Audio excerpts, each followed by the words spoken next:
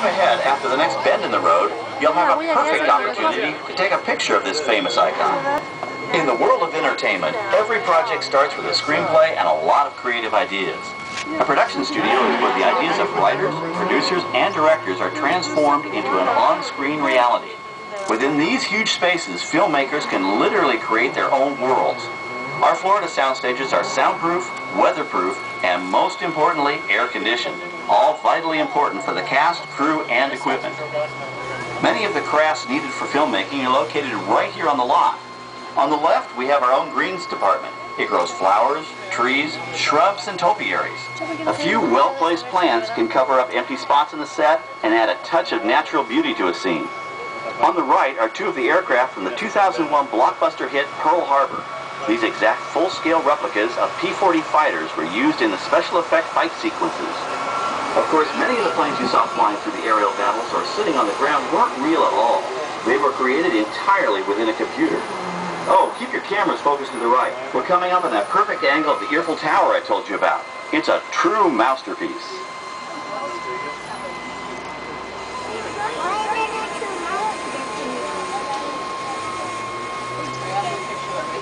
We're entering one of our most glamorous and colorful departments, creative costuming.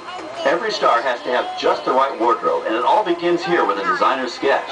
Our team of designers, seamstresses, and tailors can turn 1.5 million yards of fabric into over 25,000 costumes every year. Many of these costumes will become part of the shows and attractions of the Walt Disney World Resort. In fact, here in Florida, we have the largest working wardrobe department in the world. Why, Mickey Mouse alone has over 175 different outfits to choose from, while Minnie Mouse keeps more than 200 unique costumes in her wardrobe. On the left are costumes worn by the stars in recent studio productions. You'll probably recognize some of those costumes from the big screen. Every story needs a setting, and our design staff can create just about any place a script calls for, from an urban city street to a remote desert canyon. On the left is our scenic shop where large-scale sets and props are built. Our team of set designers, carpenters, artists, and engineers has created caves and caverns, game show sets, even replicas of the U.S. Supreme Court and NASA's Mission Control, all on our sound stages.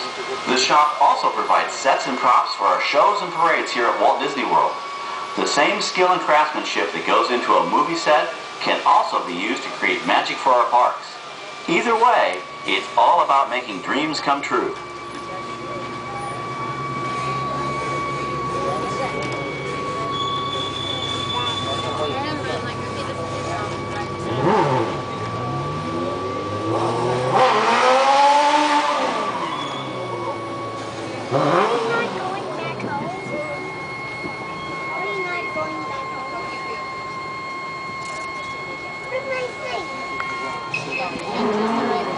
Tu mamá la guardó, te cayó.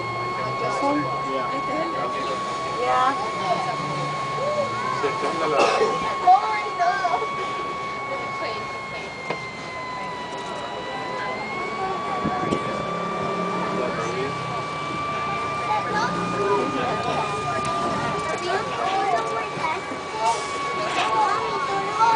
We're now passing by the sets for our Lights, Motors, Action Extreme Stunt Show. On the left, you may catch a glimpse of the Mediterranean fishing village that sets the stage for this thrilling attraction. We'll get a closer look at it soon, but for now, we're approaching one of the largest standing sets on our back lot. It's over on the right. It may not look like much from this angle, but it's pretty spectacular on the other side. For your safety, do you need everyone to remain seated, including children? You'd be fully seated at all times.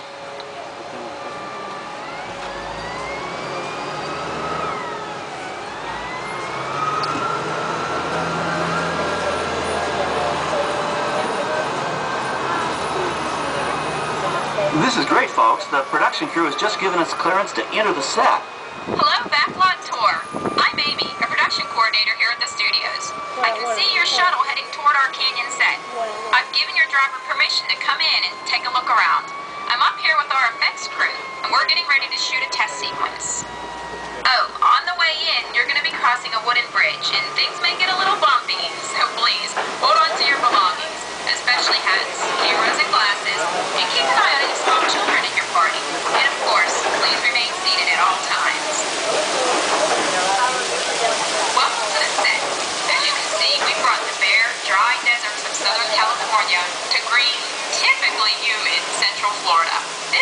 based on real locations that our production designer took pictures of.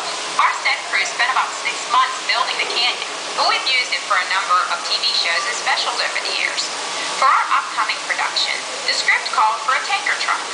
We found this one in our boneyard, but it was too big to drive into place. So we picked it up with a crane and set it down here. We're up on the overhead platforms and I see our director has arrived. As soon as the rain effect is ready, we'll begin the sequence. This sun and shower is really just a special effect. We've rigged up a series of water nozzles just above your tram.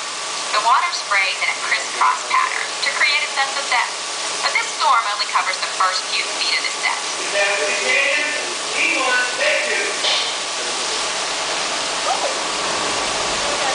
Okay, it's showtime. Everybody stay seated. Hang on to your belongings and watch your children.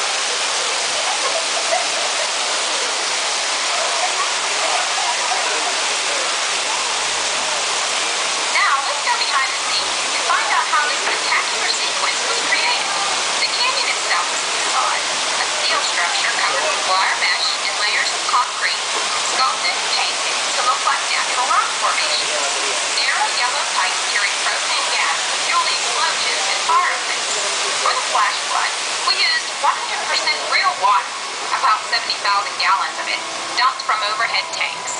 Oh, but don't worry, we recycle. All of that water will be pumped right back up to the top for the next tank. We shoot some of the water through air cannons for an extra dynamic effect. Those air cannons are powerful enough to shoot a basketball over the top of a skyscraper the size of the Empire State Building. To top it off, our shuttle was sitting on hydraulic shaker tables. They provided the shaking, rattling, and rolling sensations for the scene. The entire sequence can be reset in 3.5 minutes. That's just enough time to bring in the next shuttle. Well, I've got to get ready for our next tape. Thank you all for being part of the action. Hey, I'm needed back on the set, so enjoy the rest of your tour. Okay, well, thanks, Amy, for giving us access to the set.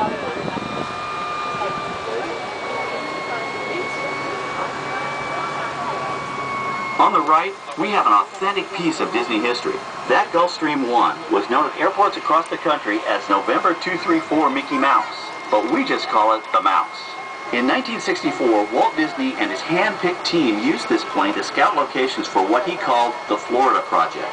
Soon, they secretly began purchasing thousands of acres of land, which became the Walt Disney World Resort in 1971. During the creation of the resort and later Epcot, the Mouse shuttled studio executives and Imagineers between Burbank and Orlando, making it the most used executive aircraft in the country. Appropriately, the Mouse retired here in 1992.